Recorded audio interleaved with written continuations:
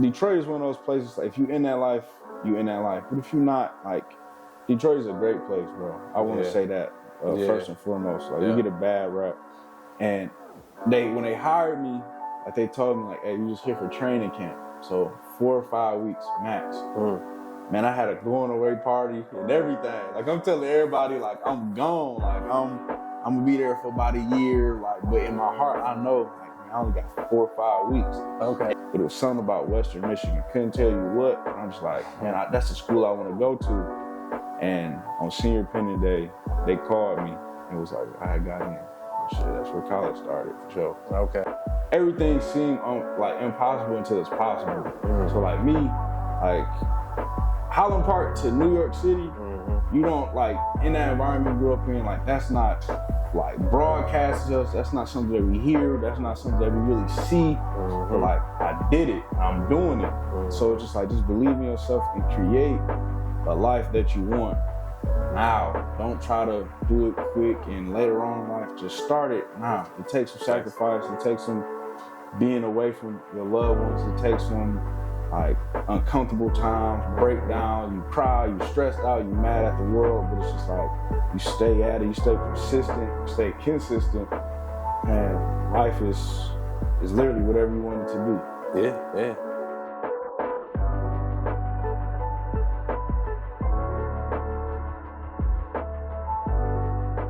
What's going on, my peoples? We back for another one, man. Today we here with my boy Brandon Harlin. Brandon, was good, bro? Good one, boy. Thanks for having me on, bro. Appreciate it. Yes, sir. But Brandon is a guy, y'all. He grew up in the same neighborhood as me, and we just wanted to bring him on here and have him share some insights, share some value. Hopefully, we can inspire y'all, just to have a conversation, man. So, Brandon, let's start it off, bro. Sure. Shit, bro. So just tell the people, first I'll just start off, man. Just talk about, where you grew up at and how was it from there? Yeah. So grew up, like Wade said, in Highland Park. Grew up on 3rd in Tyler, a couple blocks away from him. So I grew up with just my moms and my sister. My sister older than me. My dad and shit in my life, so I don't want to start it off like a fatherless nigga. But he in my life. But I just didn't, like, grow up with him in the same household. But yeah, I'm from Highland Park, rep it till I die, man. Okay, so just for people, that's tuning in and don't know, like, just kind of describe how Highland Park was growing up, give them some little context. Man, Highland Park, dog, is number one, if I'm not mistaken, it's 4 square miles, so it's small. It's definitely less than like 10,000 people, so small population. But it's a rough place for sure. Like, it's a lot of poverty, a lot of, like, violence, it's a lot of negativity, it's a lot of bad stuff going around more than positive. So it's easy, super easy to get caught up in, like, the wrong things. Okay. But for me, like, even though all that stuff was going, on around me, like, I grew up on, like, a very, like, unique block. Like, just, like, generations of people of different families that were just, like, best friends. So like, one of my homeboys, Tavon, man, like, his mom and my mom was best friends. My grandma, his grandma was best friends, like, stuff like that. So grew up in a good environment, for sure. For sure. And, like, just, like, what type of kid was you, growing up? Like, what you wanted to do? What was your interest in shit growing up? Man, as a kid, it's crazy. I was just talking about this yesterday. I'm pretty much still, like, the same, just an adult now. But I've always been, like, the more, like, laid back, still outgoing. But if I don't have to talk, I won't. Like, if I don't have to say something, I just won't. But I always wanted to play, like, football. Football is a big thing. I was low-key pretty good at it. And then, I don't know, I stayed out of trouble. Wasn't really no troublemaker. I talked back to my mama.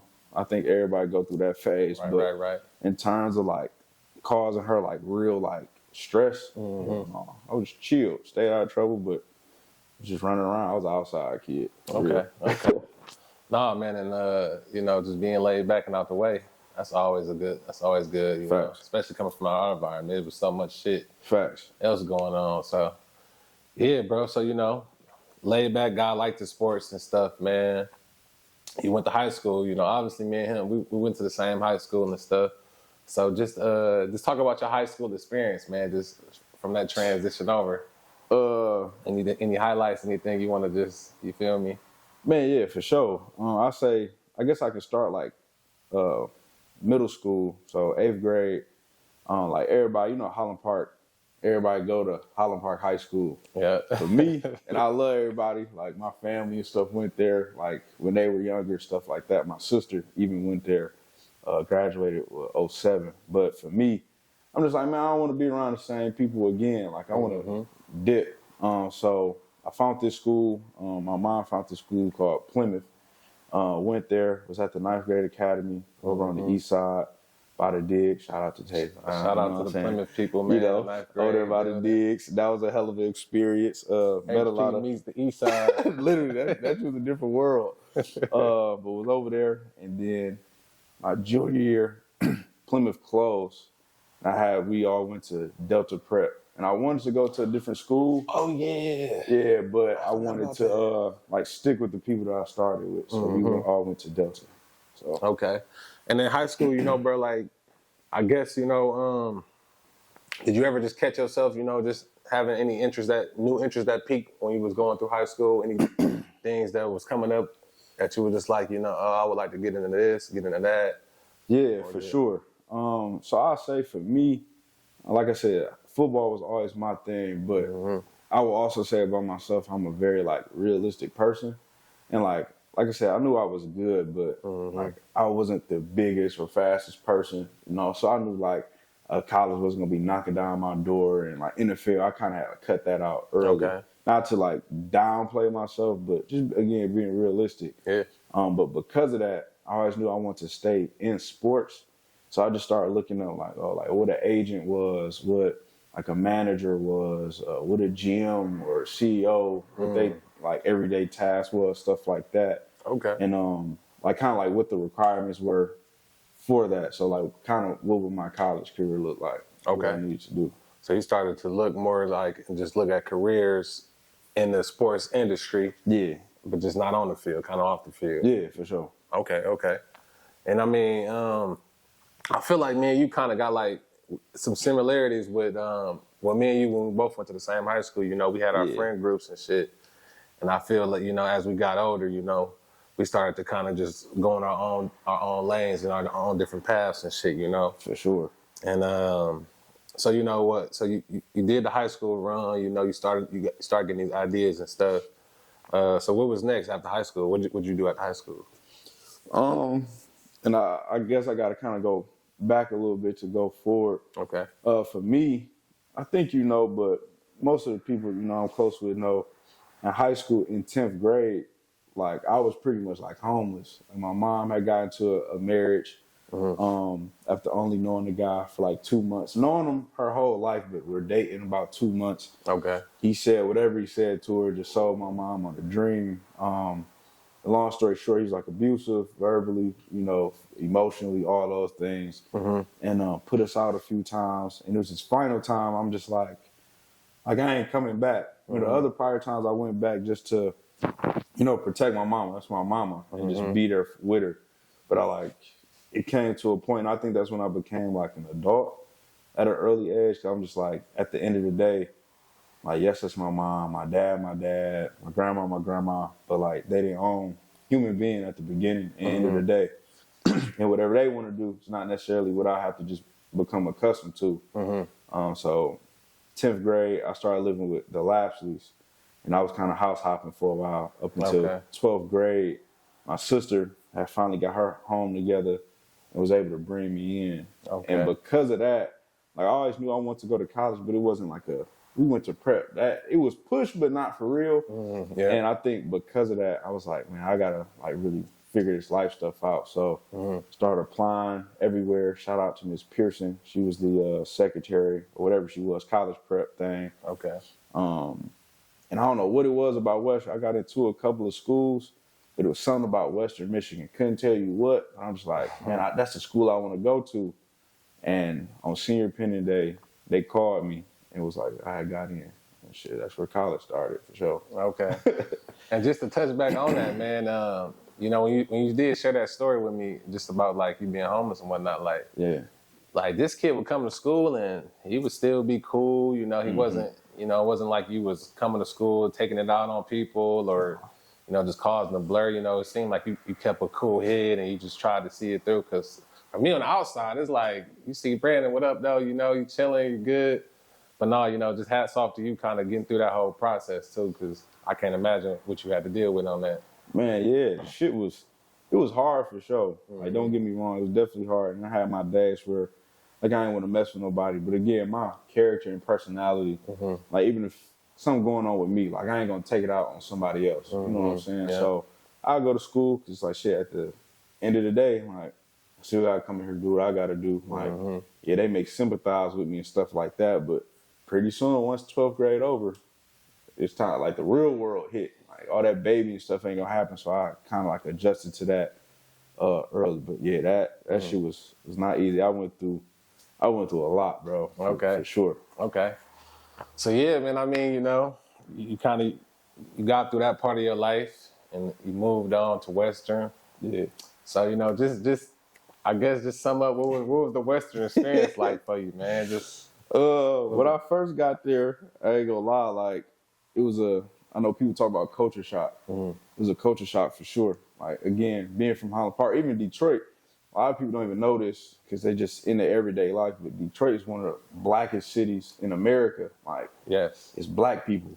So for me, just seeing white people in that big of a, crowd or just a majority, that was like something for me. But then you want to throw in like foreigners, the Asian community, Hispanic, like all kinds of stuff. I'm just like, bro, like, what's going on?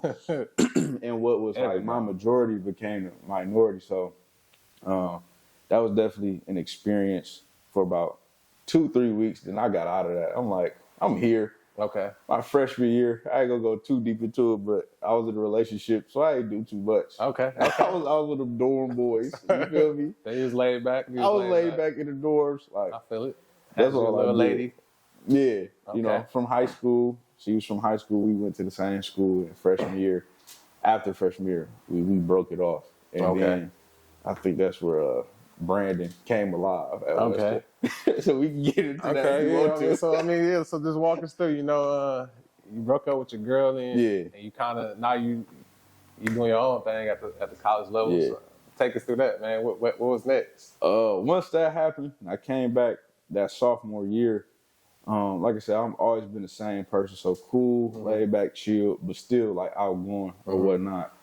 And for me, I just kind of told myself, like, man, you in college, like, experience this real, like, take every, thing that you can from it. So I started, like, hanging out with the people who wanted to hang out with me before, but I was kind of like, no, I'm with my girl. I started hanging with them. Then I started doing, like, my own thing, like, creating, like, an image for myself or just, like, making a stand on campus for whatever it was that I was, doing. I just built like a good reputation for myself. Hardworking, about this business, but can turn up too.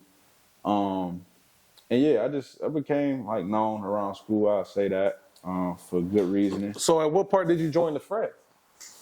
I think it was my junior year.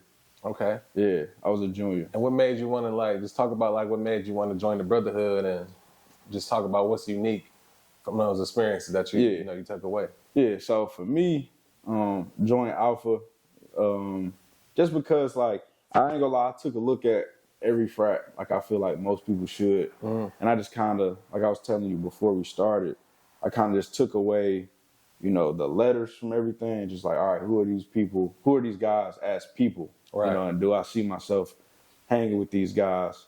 And for Alpha, I was able to just check mark that. Then I just looked at, the history of it, what it stood for, who were prominent members in it, and just what they were doing present day. In my chapter of up at Western, which is for me, that's them guys. Okay. Yeah, I went through that. And what was for anybody that's probably just looking to join a frat, what would you say they can take from that or they can gain from that? I guess. Most definitely, I'd say, you're a girl or a guy, you gain brothers or sisters. You gain crazy connections. You can walk, anywhere, and if y'all got the same shield on or whatever it may be, you may be a little bit underqualified than somebody else, but because of that, they trust you. They know the type of guy you are because they're the same type of guy. Okay. Just off the stamp. Yeah, just off the stamp. Yeah. Okay. So stuff like that, it definitely come in handy for connections and networking. And then, of course, the big part, just community. Like all organizations, all 9 of them are about community, just building each other up, stuff like that. So if you're interested in it, those are some of the things you can look forward to. But if you are interested, just be yourself. Don't try to be nobody else. And approach them as you are. And what's meant for you will show. It'll reveal itself. Okay. Yeah. Okay. That's powerful. That's powerful. So, yeah, you know, you're doing that. You built your brand up on college, on the college campus. You making connections, you know. You're living, basically. Just take me through that point of like you thinking of like just what you want to do with yourself, you know? Yeah. So after I pledged, I had always wanted to start like my own organization. Obviously not like a Greek one, but just an organization in general. Okay. Because like I said, when I got up there, the only person I had known was my girlfriend at the time. Other than that, I didn't know nobody. But I know I had like the willpower and just like the heart to like go out and like get what I want or like do what I'm supposed to do. Some people, they don't have that. Like they just can be shy. It can be whatever. So for that reason, I'm like, I want to start an org, and pretty much the whole purpose of it is like a family away from family, but just on campus. Because everybody may not be like me and just able to go out there in the world and do it on their own. They may need help. So I started this org called Full Circle. At the end of it, we had over 100 members. And it was people, and we just talked about everyday life, what was going on in the world at the moment. If people need to come in there and vent, they could vent. It was a safe space, like it was a safe haven. You would see it was people like who would come in there by themselves shy, sit all the way in the back. And like 2 weeks ago by 2-3 meetings that happened, they come in with a group of boys or a group of girls. They got friends now. They studying with each other. Instead of going to the Valley Dining Center, like now they going with a group. They got friends and stuff now, and like people they can actually count on, and people can count on them. And they was coming in there, getting networks and meeting people. Man, bro, we talked about everything in there, like just the whole purpose of life, like enjoying life, fulfilling your purpose, just stereotypes of things, like what our toxic traits was. Like we talked about everything, but it was like family. It was really just like, man, just one big discussion with 100 people, and nobody had ever, not to brag, but nobody had ever had an org that big. Mine, this was the first year of it. We ended up winning an award for it, like best RSO on campus. Crazy, huh? Yeah, I got a plaque and everything, you know, like the builder, so I'm stamped at Western for sure. But I used to always say that, I'm like, man, if I go out to Western, I gotta tap in with Brandon. Bro. I gotta tap in with Tap in with you. So I did that. Like I said, I had Pledge Alpha. I was the president twice, so I was known for that. NAACP. And then like I was just helpful to everybody else. Like I think at Western, if I could say what people say about me is like, Brandon to help anybody, he there for you at any time. And he just real cool. Like that was me. Okay. And like I said, man, you did a lot. And what would you say was probably like the biggest takeaway from the high school you versus the college you? You know, like what were some things maybe that evolved or just some new avenues that came about with you? Yeah. Man, number one, I'd say I learned I began to learn who Brandon was. I think when we in high school or just young in general, we have like this idea of who we are. But until you go off, you don't have to go off to college, but until you get older and really like sit down within yourself and ask yourself like, who are you?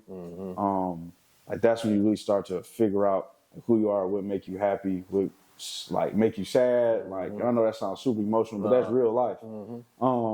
And then a big thing, like who you're surrounded by. Like when you look up and be like, this person to the left or to the right, and be like, what kind of people are these guys or girls? And if you questioning them, eventually you got to question yourself, because like this your crowd, this who you surround yourself with. So things like that, who I surrounded myself with, finding out who I was as a person, and more importantly, like what I wanted to be and what I did not want to be. And I think that's where life really kicked off for me. And just going there, that gave you that whole time to really zone in on that. Man, college is crazy. I advise everybody to at least try it. Yeah. You know what I'm saying? Because the beauty with college is like you're gonna learn so much. Like the degree is just like a plus. Yeah. But within it, you learn so much, especially if you coming from like environments that we come from. Like we come from nothing, bro. Like you know how it is. Like it's nothing. Like nothing. The biggest thing to us is like forming meals and like city trip. Like that's like our shopping plan. Like Farmer Jack. Like come on, man. Like meals. you know what I'm saying? Like if you want to go eat, you get straight fast food. Ain't nothing exclusive. You know what I'm saying? So just being out there in Kalamazoo, man, was just like just so helpful and beneficial because it was just like, man, you really materialize like who you are. So for me, like I said, if you go or if you finish or not going, because you're gonna be broke. You're gonna have them times where you got friends who broke right with you. Y'all figure it out. Y'all eating sandwiches every day of the week. Like, but it builds character for sure if you go about it the right way. Definitely. Yeah, man. Like he said, man. You know, like college ain't for everybody, but you know, for the people who do want to check it out, man. You know, you can gain a lot, get a lot of resources out of it, man. Make a lot of networks, make a lot of connections, and it was definitely it just gives you a new perspective on things for sure. Definitely. But so yeah, man, you know, you conquered that mountain. You went up there, you made a stamp for yourself. So so just talk about what you got going on today. You know, just in your recent life, what's been going on with you? So right now I do player engagement for the New York Giants. Okay. I went out there. Now? What's player engagement? So player engagement, man, it's really everything. It's just like those guys, like they are looked at as like football players or athletes, but obviously like they humans. So like they got a life outside of the field, outside of that facility. Okay. So our job is just me and Ashley, my boss. Shout out to Ashley if you see this. We just pretty much make sure that these guys are at the peak of life, not just football. So a lot of those guys, so a lot of those guys, they may leave college early because they may be, you know, a number 1 draft pick and left a degree on the table. We make sure like, hey, you know, you can go back and get that if you want to. We can help you with that. We got these connects. Okay. Or like, hey, you may be a veteran at the end of your career, or even a rookie, you know, just starting. Hey, we got internships that you could do, or externships with Interscope, Nike, man, all kinds of stuff. Okay. You know, Def Jam, whatever you want to do. If you got a passion outside of that, you know, Tyrod Taylor, who's one of my favorite players, he a vet. He's into clothing. You know, we try to set him up with like some clothing ideas. He got his own thing dropping soon. Yeah, that's cool. So yeah, just stuff like that. And then just on a more like personal side, they able to come in, talk to us about life, what may be going on that they don't want to share with, you know, the media that's always in their face with a camera. We just pretty much like, at least Ashley's like they mom at the facility. And I'm like I don't know, they little brother, like the bro, you know. Yeah, they bro. Yeah, I'm like they bro that they could come talk to as well and get that same, you know, that's perspective. Crazy. Okay. Yeah. Okay, so you doing that and whatnot, and you living in New York now. Yeah. You from Michigan. Yeah. Living all through Michigan, not even New York. Yeah. Whole different world. Totally. What's up with that, man? Like, how's that? Man, like I said at the beginning, coming from HP, a city 4 square miles wide, and then it's less than 10,000 people, and I feel like that's giving too many people, less than probably like 8,000 people. Right. And it's just like, I went from that to literally moving to the biggest city in the country, so I went from one end of the spectrum to the other end. And that was definitely, again, like how college was when I first got there. It was a culture shock. Because even here, like we up north in Michigan, but in Detroit, Highland Park, whatever, like get its reputation for being dangerous and all that stuff. But I will say this, like Detroit is one of those places, like if you in that life, you in that life. But if you're not, like Detroit is a great place, bro. I want to say that first and foremost. Like we get a bad rap. But definitely going from HP to New York, it's like people here in comparison to New York are like, I don't know, like helping. We'd hold the door. If we in the store with somebody, we don't know them, we'd give them a head nod like, what up, bro? Right. And to go about our business. Out there, it's just boom, boom, boom, everything fast paced. They bump you, and it's not even intentional. It's just like they so locked in on where they going and got to get there. They'll bump you and just keep going. They don't mean nothing by it. Right, it's just a busy world. Everybody moving. It's a busy world. It's, like I said, 10,000 people to 8.5 million people. This is just a city, bro. This is just a city.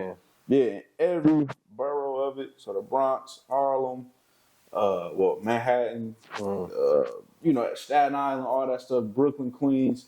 Like every pocket is like different people, but it's diverse as hell. Like, oh my God, it's so many different kinds of people out there.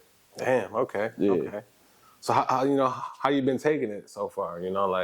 Man, I love it, bro. And I think I just embraced it.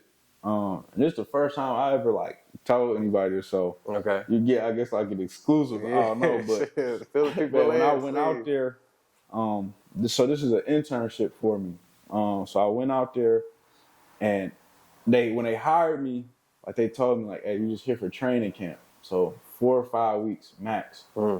Man, I had a going away party and everything. Like I'm telling everybody, like I'm gone. Like I'm gonna be there for about a year. Like, but in my heart, I know, like, man, I only got 4 or 5 weeks. And it wasn't like a pump fake thing for me, but I really had it like instilled in my mind. Like I know who I am. I know what I'm about. And I know what I'm trying to do. Like if you give me 4 weeks, man, I'm gonna make it a longer opportunity just off the work. Damn, okay. Man, so I went out there, man, I bust my ass every single day.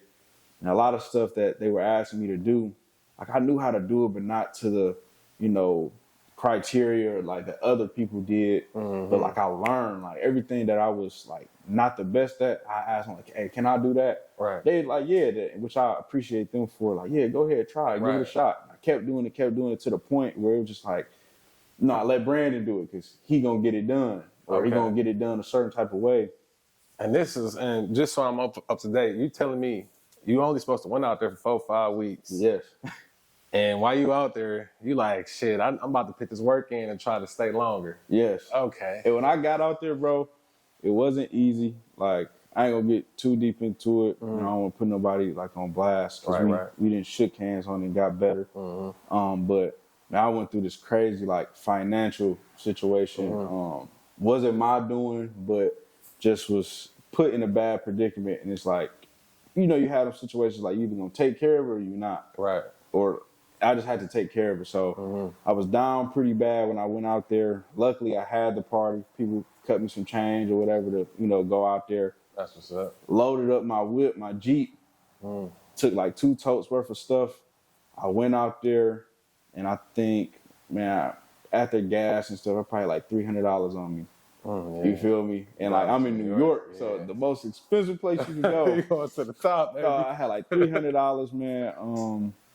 But like I said, bro, I had like a dream for real. Yeah. And that 4 weeks went by. And even in that 4 weeks, it was hard, bro. My car got impounded. Damn.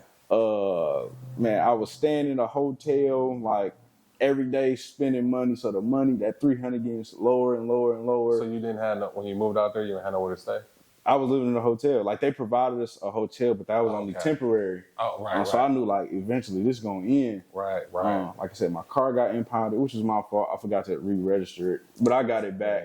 I got it back. Worked some stuff out. And then what else happened, man? We didn't get paid the first month. Oh, man. So, like, I'm working. You're really taking the leap of faith. Leap of faith, bro. Like, we made it happen. And about a week before, the transition happened, I started interviewing for other jobs. I like to be proactive. I'm like, damn, it's about to end. So I need to do something else. Long story short. Now, was you interviewing for out there, or was you trying to just look for anywhere? Anywhere, but more specifically, coming back home. Okay. Which I didn't want to do, but I'm just like, given the situation I was in, I'm like, I don't want to go somewhere else. Yeah, and be out, out cold again. So I was like, man, I'm gonna end up interviewing with the Pistons, got for an internship, but it was season long, so I knew I had security in that. Okay. Actually got it, told my bosses and stuff with the Giants, like, yeah, I got it. Because they was helping me with it. Oh, okay. And one of my bosses took off running. I'm like, damn, like, what's she doing? Like, quit? No, like, she took off running in the building. Okay. And she took off. Her name Maddie, cool as heck. Then I got a text from a lady named Ashley, my boss now. She's like, hey, can you come in my office real quick? I'm like, yeah. I go in there. It's different. The way the office set up is different people, like set up kind of like in the lounge area of her office. I'm just saying what up to people as I'm going into her room. I go in there and she turned around like real dramatic. She's like, you really want to be here? I'm like, yeah. She's like, well, I know your internship ended, but you want to be my intern for the year? And bro, I just broke down in tears. I'm just like, this shit is unbelievable. Like, damn. I was happy that I got the stuff with the Pistons literally 15 minutes before. 15 minutes later, like, I wanted to stay in New York and challenge myself, be away from people and family, and just be comfortable being uncomfortable. You know what I'm saying? And I was really liking it. You know, I had game motion and stuff like that.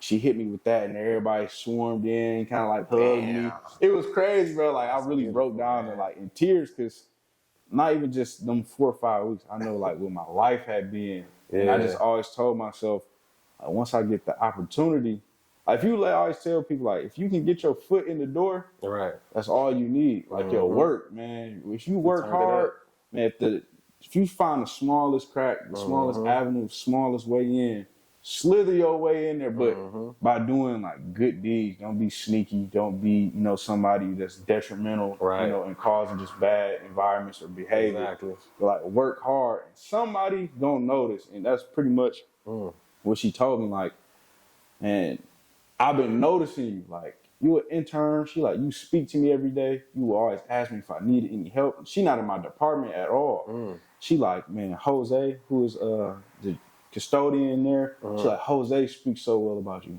Pete, and he like a mafia boss, but he's security guard, super cool from Brooklyn.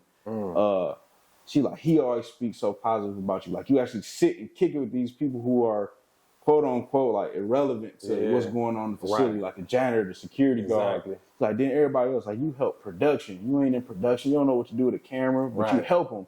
And that was just my thing. I just stayed at it, and I'm still out there. And man, yeah, it's I think when I go back out there, because there's been talks and job descriptions have been sent to me. I think I'm gonna have a full time. So hopefully by the time this air, I'll be out there full time. Oh man, I'm praying for you, brother, for sure, man. That shit was like some pursuit of happiness story right there, bro. Swear. You said you was down and down, and you came up in there, and they like, you here for the year? You my intern for the year, huh? Yeah.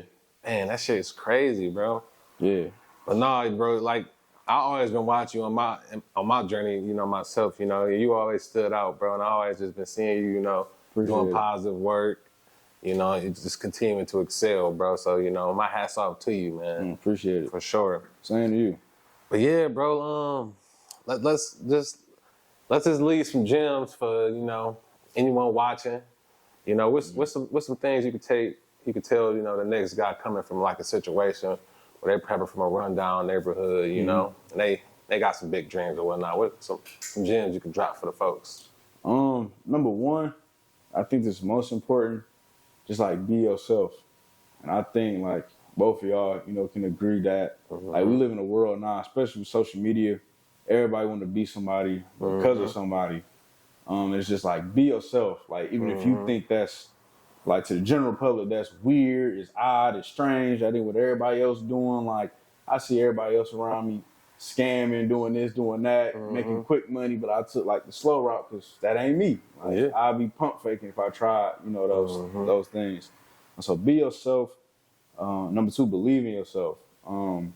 Like, I forgot the exact quote, but, like, everything seemed like impossible until it's possible. So like me, like Highland Park to New York City, you don't like in that environment you grew up in, like that's not like broadcast to us. That's not something that we hear. That's not something that we really see. But like I did it and I'm doing it. So it's just like, just believe in yourself and create the life that you want now. Don't try to do it quick and later on in life. Just start it now. It takes some sacrifice. It takes some being away from your loved ones. It takes some like uncomfortable times, breakdowns, you cry, you stressed out, you mad at the world, but it's just like you stay at it, you stay persistent, you stay consistent, and life is literally whatever you want it to be. Yeah.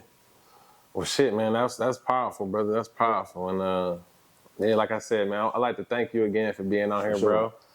A lot of people gonna definitely love to hear this one, man. You know, so tell the people where they can find you at too. Just throw some. On the gram, I'm so old, bro. On the gram is b.harlin3, so b.harlin and the number 3. Twitter, I think it's Brandon Harlin. If you need your car detail, I still do that too.